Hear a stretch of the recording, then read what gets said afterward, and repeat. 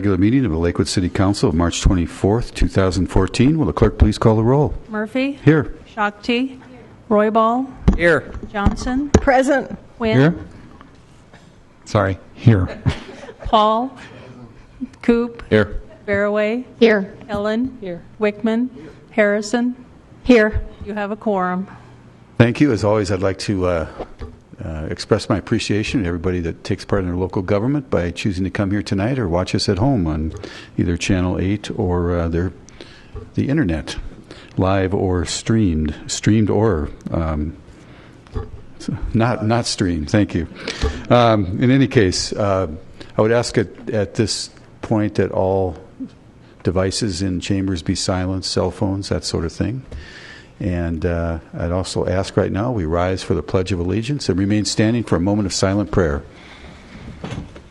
Allegiance to the flag of the United States of America and to the republic for which it stands, one nation, under God, indivisible, with liberty and justice for all.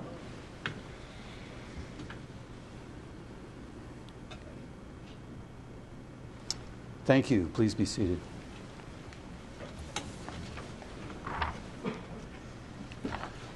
Will the clerk please read item 4 into the record?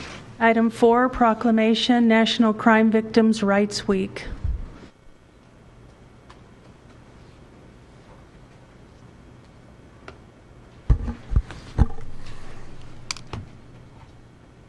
And if I could ask Samuel Lauer to come down.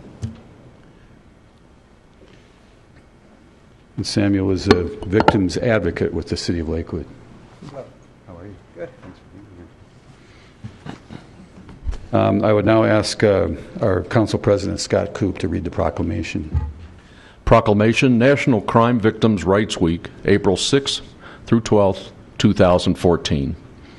Whereas, in 1982, the President's Task Force on Victims of Crime envisioned a national commitment to a more equitable and supportive response to victims. And whereas, crime can leave a lasting physical, emotional, or financial impact on people of all ages and abilities, and of all economic, racial, and social backgrounds. And whereas, asserting rights and developing resources that did not exist 30 years ago, victims can now hope to reshape their future by overcoming the effects of crime. And whereas National Crime Victims' Rights Week theme this year, 30 Years Restoring the Balance of Justice, celebrates the power of victims and the victims' rights movement to change the course of history and transform lives. And whereas our history teaches us that by working together, we can help victims of crime and ensure they receive the support they need, the respect they deserve, and the rights they have earned.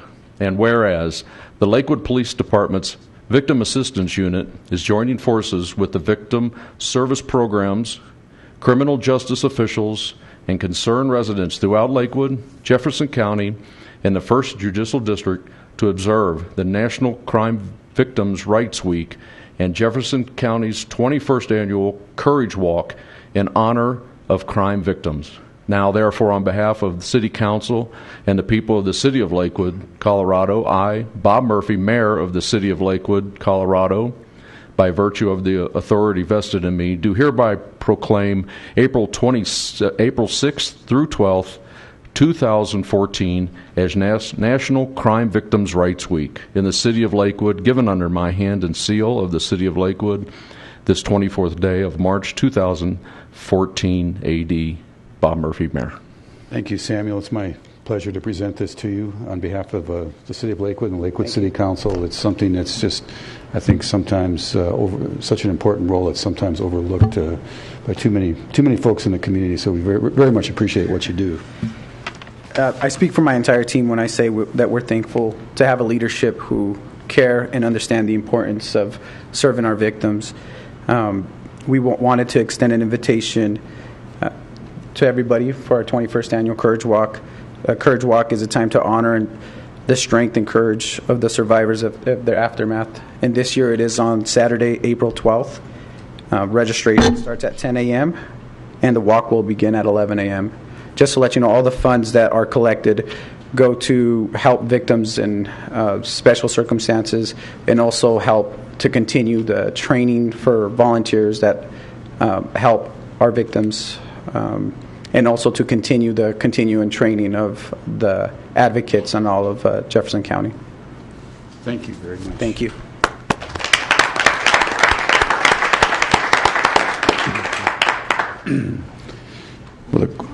Excuse me. Will the clerk please read item 5 into the record? Item 5, proclamation, Child Abuse Prevention Month.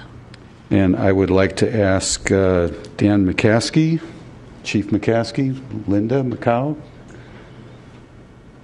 We were hoping we could get Sue King here to come on down too. Is she here? Nah, she's not. She never wants to take credit for anything. We know how much she does.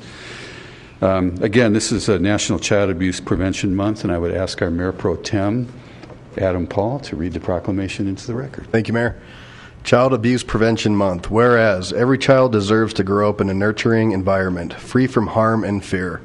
But too many children are victims of abuse, and it is up to us as a community to tirelessly work to end it through awareness and action, because one abused child is one too many. And whereas the month of April has been designated nationally as Child Abuse Prevention Month, we encourage all Lakewood residents to join in renewing their commitment to preventing and reporting child abuse and learning what to do to promote the safety and well-being of children.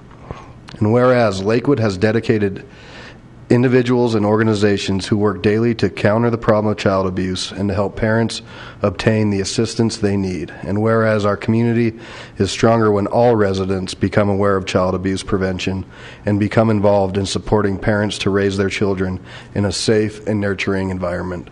And whereas effective child abuse prevention programs such as the Ralston House succeed because of partnerships among families, social service agencies, schools, religious and civic organizations, law enforcement agencies, and the business community. And whereas all residents, community agencies, faith organizations, and businesses will work to increase their efforts to support families. Whereas all residents, now therefore, on behalf of the mayor and the people of the city of Lakewood, Colorado, I, Bob Murphy, mayor of the city of Lakewood, Colorado, by virtue of the authority vested in me, do hereby proclaim April as Child Abuse Prevention Month. Thank you. Thanks very much. Thank you, Mayor and City Councilors. Thank you all very much. I just wanted to thank you all for your support. I know there are a lot of nonprofit agencies in Jefferson County that do a lot of good work in the community, but what's special about Ralston House is we provide services to the most vulnerable people in our society, and that's our children. Last year we served over 900 kids in Jefferson County, so our services are really needed, and I can't thank you enough for all of the support that City Council has given Ralston House. I'd also like to welcome our two newest members. City Councilor Karen Harrison just joined our board, and we're honored to have her. And we also have City Manager Kathy Hodson, who joined our board, and we're very honored to have her. And it just shows the commitment from the City of Lakewood, and it's an honor to be part of that. So thank you again, and I'm going to turn it over to Linda just for a minute. She's our lead forensic interviewer at Ralston House, and she's also a resident of Lakewood, and we're happy to have her here. And thank you again, City Council, so much for all you do for Ralston House and supporting the community. You might see these pinwheels up. You see them in front of you, but you also might see them up around the community. And the pinwheel is a national symbol for child abuse prevention.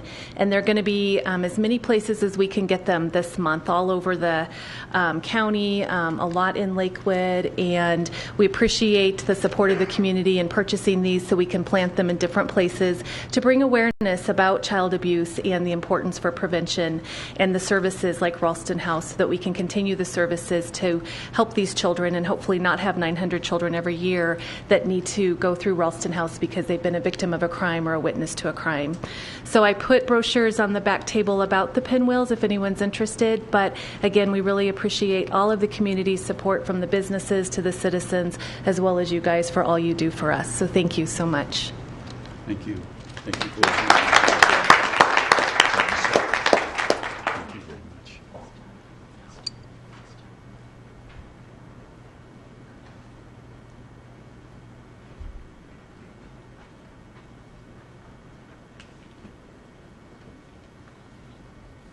All right. Will the clerk please read item 6 into the record? Item 6, Resolution 2014-9, appointing a member to the Lakewood Planning Commission.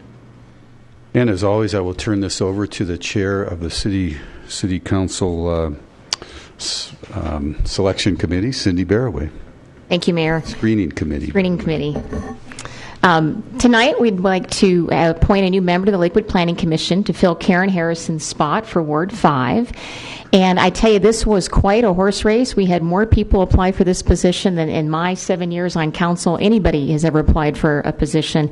I think due in part to Karen campaigning for people to take her spot on the Planning Commission. But thank you so much for that. We had an opportunity to meet a lot of people in the city of Lakewood. But it's my pleasure tonight to say that we'd like to recommend the appointment of Dale Miller. Dale, I got to know during the Citizens Advisory Group on the rezoning, the zoning rewrite. Dale was also and his wife were one of our first Sustainability Award winners with their beautiful house that is like net zero or less than that even. And he has done a lot in the city of Lakewood, and is including having been a caddy at the Lakewood Country Club when he was a young man or a teenager. So he has been around the city of Lakewood for most of his life, and has given a lot to the city in terms of the committees that he's already served on. And again, so I'm going to end it with, I move for the adoption of Resolution 2014-9.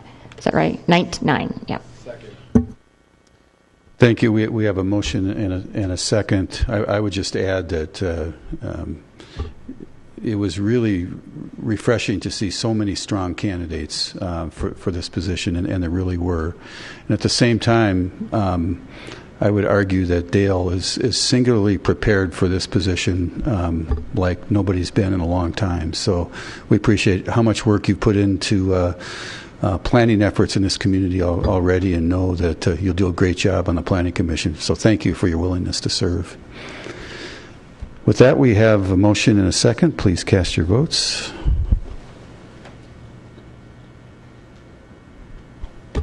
It's unanimous, Dale. Congratulations.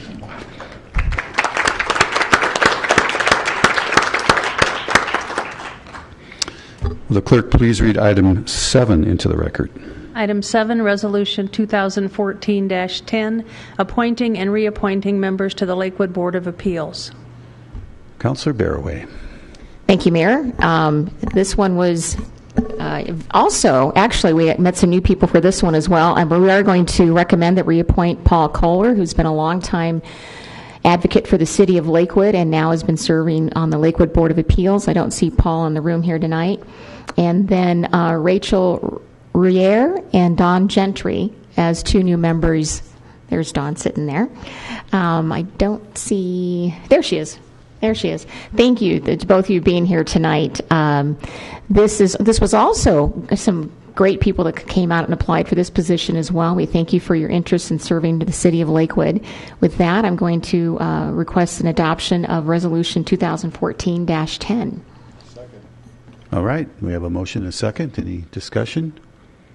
Again, we very much appreciate your willingness to serve. Look forward to working with you. Please cast your votes. And the motion passes unanimously. Congratulations.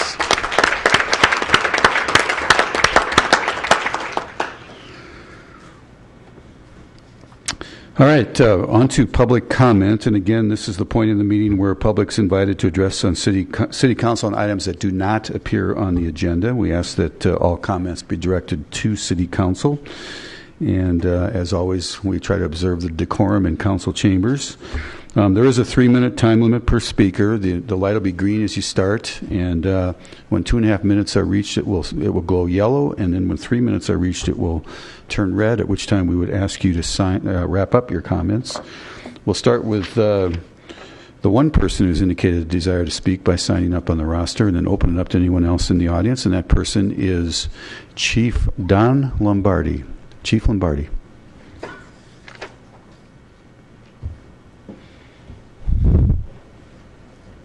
Mayor, councilors, how are you tonight?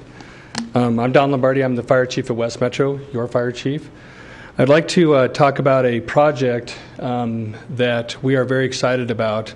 While not very glamorous, but very exciting for the citizens of West Metro and the citizens of Lakewood. And this is the Jefferson Arapahoe Consolidated CAD project. CAD stands for Computer Aided Dispatch. That's how we, from our communications center over in our fire building over there, dispatch out our fire units and how we do it and provide information for them. And the fire agencies that we work with are all basically on the same CAD system or CAD provider, but we're not on the same system. So all of us were at the time going to revamp or re-up our licenses, software, hardware at a great cost. So South Metro Fire, Littleton Fire, and West Metro Fire got together, and we decided that we would make one consolidated CAD and reduce cost and improve efficiencies with what we do. And that's come to fruition right now. So this consolidated CAD project will now enable us to have a virtual dispatch, if you will, for our areas. And that is growing as we put this project together. Evergreen Fire has come on. Arvada Fire is going to be coming on here. And what we've done is we now have enhanced our system, meaning that we now will be able to, when we dispatch, our dispatchers will not only see units within West Metro's district, but we can see units around. So we look for resource management, and you hear about that in public safety a lot, about resource management and finding resource allocation. We will now be able to find resources without calling up and looking around for those. So in essence, what it does is it saves our dispatchers time, and we get apparatus, we get resources there much quicker at a much more efficient time frame. The part of this that's nice is that we also worked with Jefferson County 911 Authority as well as Arapahoe County 911 Authority. They both saw the advantage of this project and now are helping fund this project. So when I look at this from what it means to the taxpayers here, we provide a better service at a much better cost to our taxpayers. And when we do that over time, we become more efficient with that. And the monies that come from this, that we see out of this when we consolidate, is it's a multi-million-dollar project. And what we do when we save this is we save in cost for licensures, cost in software, cost in hardware, that over time would cost all of us here in our area. So we look at this as a big win for us. Right now, the CAD project, the consolidated CAD project, will support almost 1 million people, 2 major interstate transportation corridors, and will be processing over 66,000 fire and EMS calls. And that's at the start of this. This will continue to grow. And when we do this, we'll provide efficiencies from this. And you can see that, again, from not only from a cost standpoint, but from resource management and from an incident command standpoint, we'll be able to facilitate this much, much better. Right now, we'll have 3 counties that will be a part of this: Douglas, Arapahoe, and Jefferson County. And then we'll have 23 cities will be participating in this project. So as we continue to go along with this, is what? Oh, Go ahead. I'm sorry. So I didn't. Don't worry about the time. So the project, then the next evolution for this, which we're starting to work through now, is to look at consolidated dispatch centers, where we look at where we have dispatch centers between West Metro, Arvada, Evergreen. The standalone is that we look at consolidating those, and we're going to start working on that. My board of directors has asked me to work with Arvada Fire right now to not only we've implemented the consolidated CAD, but then to go a little bit further to look at consolidated dispatch. So I want to give you a heads up on that's what's happening. It's a great thing for us. It's one of those behind the scenes things that our taxpayers may or may not notice. They'll just notice that there's better efficiencies, better times, better response. Thank you. I appreciate it. Thank you. Good evening, everyone. Thanks, Chief Lombardi. And again, anything that, all of us providing government services these days need to look for, in days of declining resources and increased needs for services, we need to look for collaboration and efficiencies. So we appreciate that very much. And I did grant the chief of our West Metro Fire Protection District a little extra time, given the fact that he's the only one that signed up for public comment. So thank you. Next, Mr. Little. Didn't get in your time to sign up. Sorry. It's all right. Oh, I'm sorry, Shakti, did you want to say something? I just wanted to say that Sorry.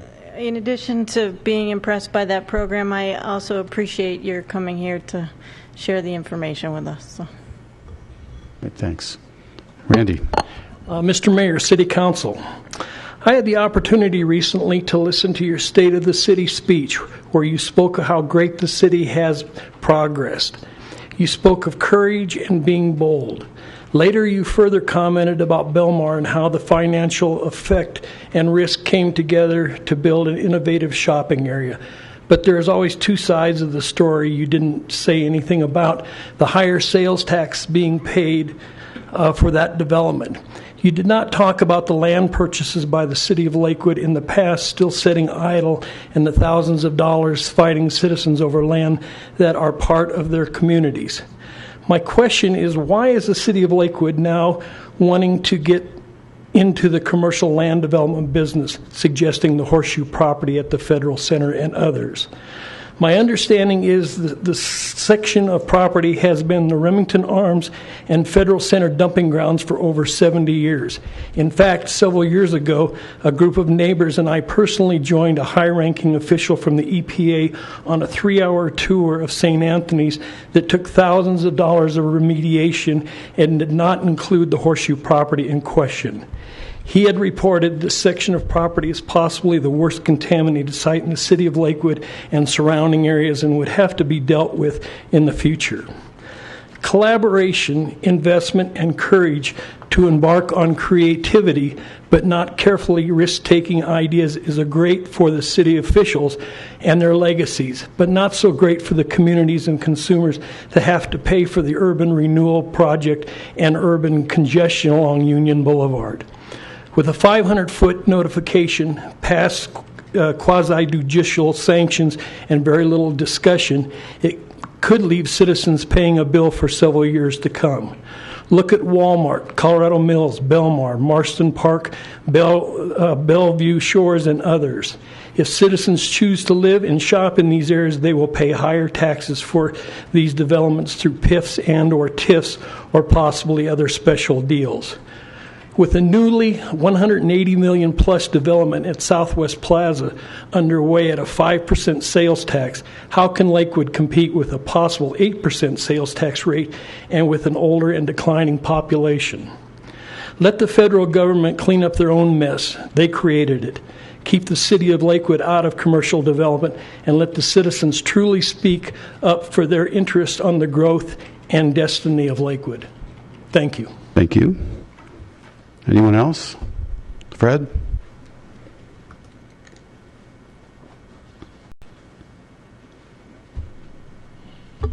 Good evening. Fred Clifford, 11405 West 17 Plates. Since I didn't sign up, I wanted to follow up a little bit on my last time I was here. My first point is my words were taken out of context by Mr. Mayor. When I mentioned something about North Korea, and the mayor said that I was comparing the trash ordinance to North Korea or something. I don't remember how he said it, but it was kind of opposite of what I said. So I don't know if it was intentional to twist my words or if you weren't, you might not have just been paying attention. Or I could have maybe not made my point well. I was actually saying it's not like North Korea because it was incrementalism. I was saying, I was more thinking of like California or Massachusetts.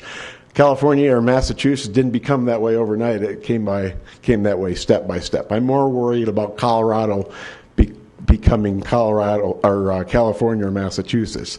So, and the other point was, and like I said, I don't know if it was intentional or not. So I'll give you the benefit of the doubt. I like to look on the good side of people.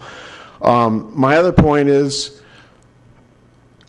and I know this is history. I don't want to revisit something that's already happened, but nobody that voted for the ordinance really articulated a good defense for it. It was more like, well, it's not so bad. And I told somebody once that I would never be upset if I disagreed with their vote. What upsets me is not thinking. And I know everybody thinks, but sometimes you don't give us any indication that you are thinking. because there's no articulate argument in defense of what you're doing, or at least I'm not seeing one. So I'm not really seeing sometimes that people are thinking through what they're doing. And I know sometimes people don't say anything. I've seen people sit here for years and not ask any questions or really express any kind of an idea of why they're doing what they're doing. I would rather somebody tell me that I'm an idiot than not say anything. And of course, the best thing is if you, instead of calling me an idiot, tell me why I'm an idiot. Maybe I am an idiot. So if you're going to vote on something as controversial as what we had at our last meeting, put some kind of articulate defense behind it. That's all I'm asking. Thank you very much. Thank you, Mr. Clifford. Anyone else? All right, with that, we will close public comment. Mr. Clifford, I'll just say I appreciate the analogies to California and Massachusetts more than the ones to the Gulag in North Korea, so thank you for that. Mr. Little, there's enough incorrect facts in that statement that I don't even know where to start. So you and I have known each other for a long time. Be happy to sit down with you and go through that line by line. What taxes, what's a tax, what's not a tax, et cetera, et cetera. So, it was a little off in a number of areas, but you're entitled to your opinion, obviously. Councillor Kellen.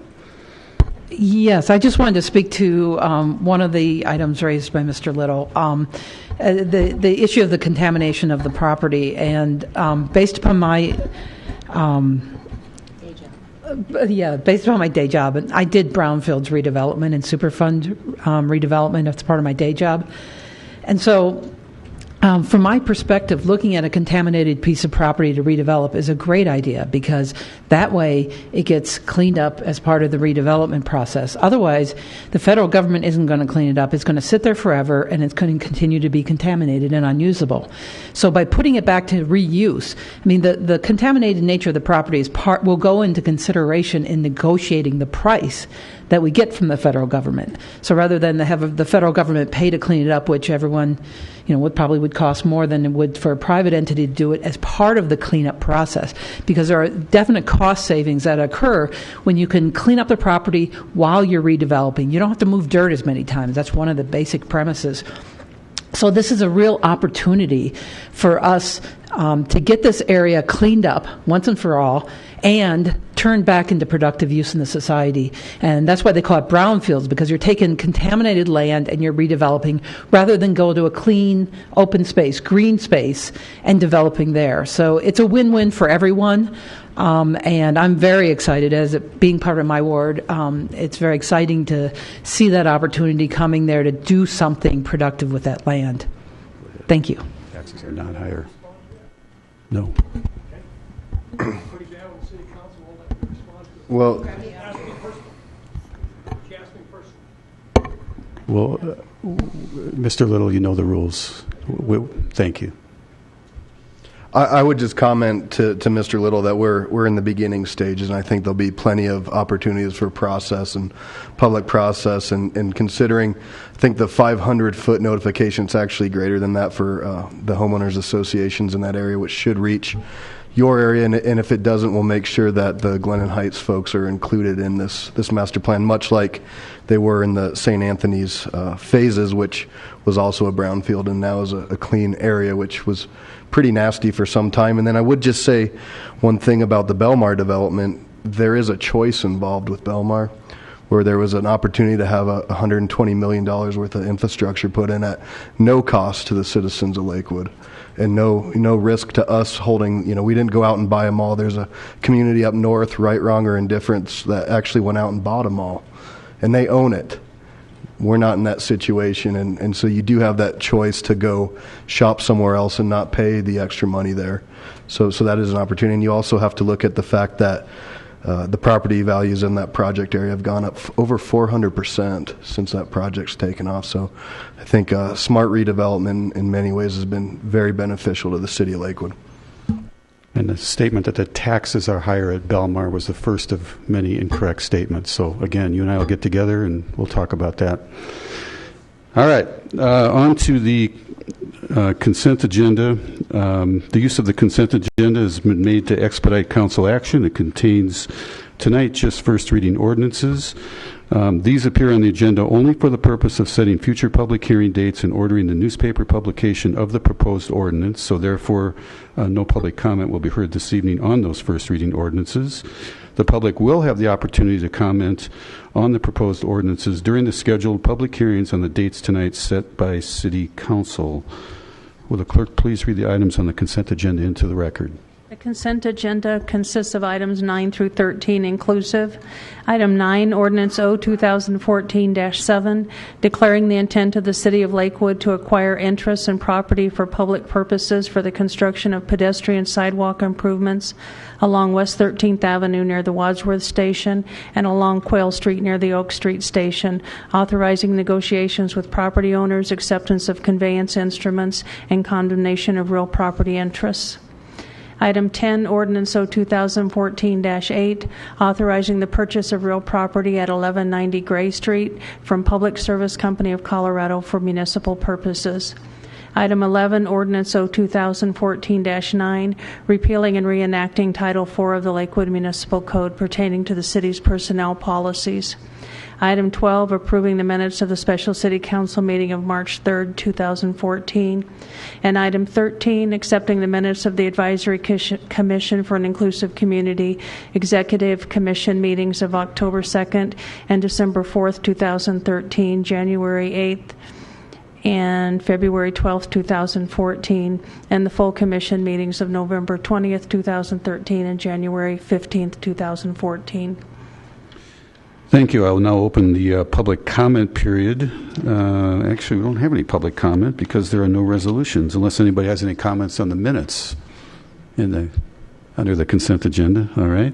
So public comment is closed. I'm ready for a motion on the consent agenda.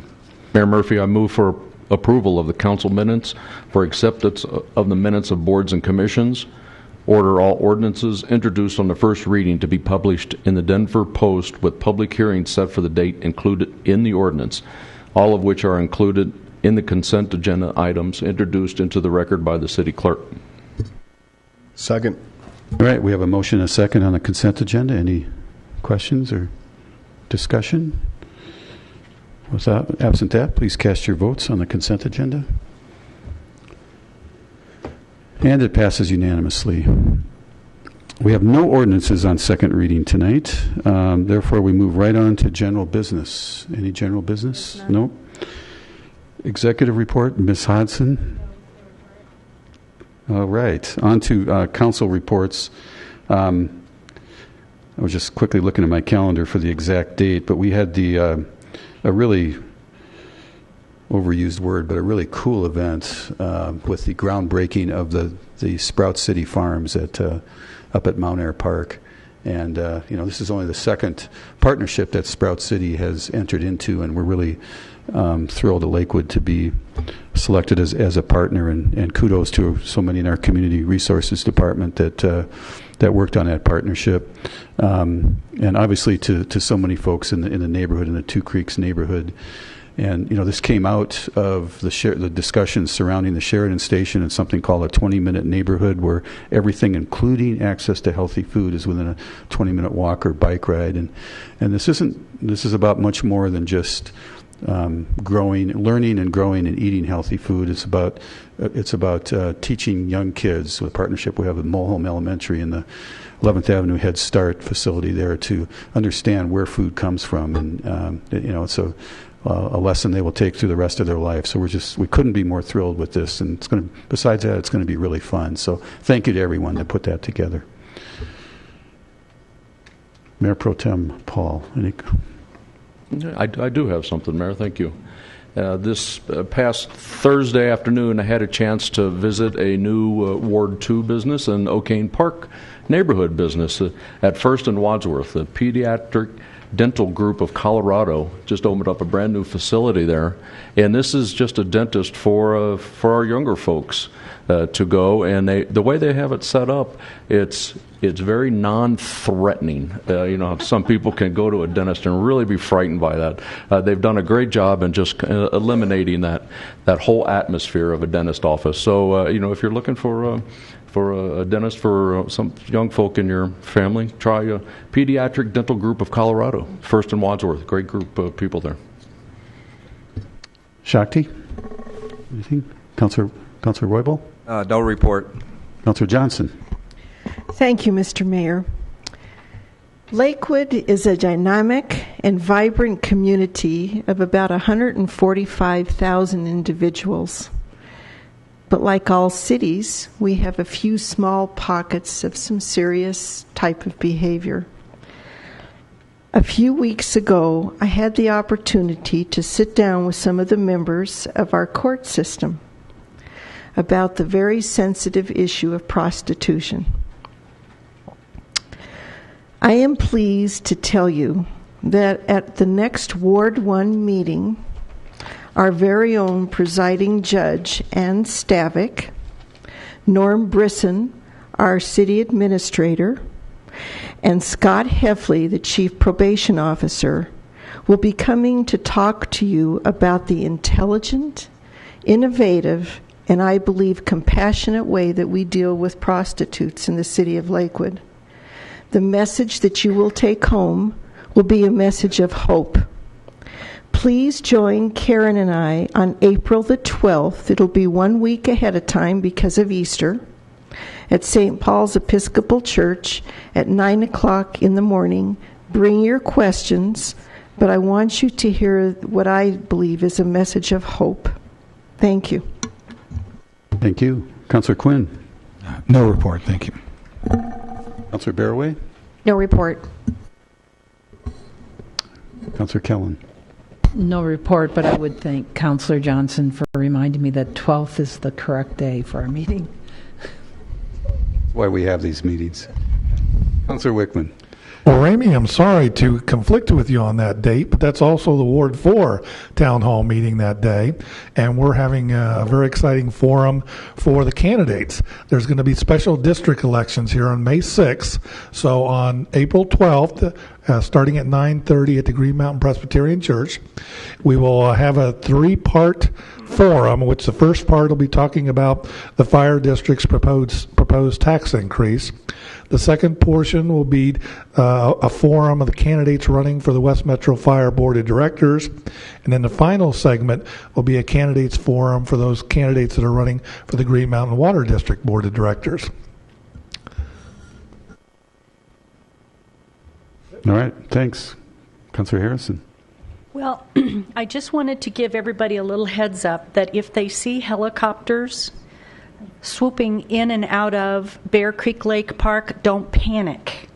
It is on March 25th through the 27th, and again April 4th and 5th, they will be having firefighting practice, and I would assume dipping stuff out of the lake and dumping it elsewhere. But it's not a conspiracy. It really is something that we need to have getting ready to go into firefighting. So that's it. Thank you.